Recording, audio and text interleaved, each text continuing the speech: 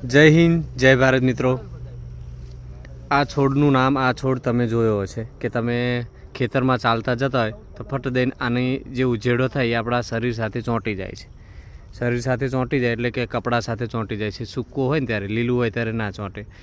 અને ગુજરાતીમાં કહેવાય અધેડો, બરાબર। આ અધેડો ઇમરજન્સી એવું કામ કરે છે કે સાપ, મીછી અથવા કે મધમાખી કરડ્યો હોય તો આના જે આ પાંદ રહ્યા, આ પાંદ જો, આ પાન રહ્યા ને એને વાટીને એના જ્યાં કરડ્યું હોય એની પર લગાવવાથી આ ઝેર ચૂસવાનું કામ કરે છે। આ ઇમરજન્સીનું કામ કરે છે, બરાબર। આ અધેડાના છોડને તો તમે જોતા હશો ગમે ત્યાં થયો હોય છે। તો આયુર્વેદિક છે, આ આપણી આસપાસ ઘણી વનસ્પતિ છે જે દવાઓનું કામ કરે છે, ગમે તેવા રોગ મટાડવાનું કામ કરે છે।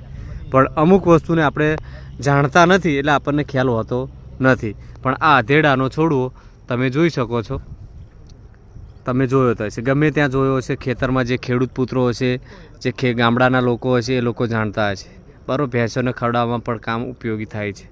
તો આનાથી આના પાન ચાવીને અથવા કે વાટીને જ્યાં કરડ્યું હોય ત્યાં લગાવવાથી તાત્કાલિક ઝેર ચૂસવાનું કામ કરે છે, બરાબર। પછી તમારે શું થોડીક રાહત મળે તો દવાખાનામાં પણ જઈ શકાય છે, થોડોક સમય તમને બચાવી શકે છે।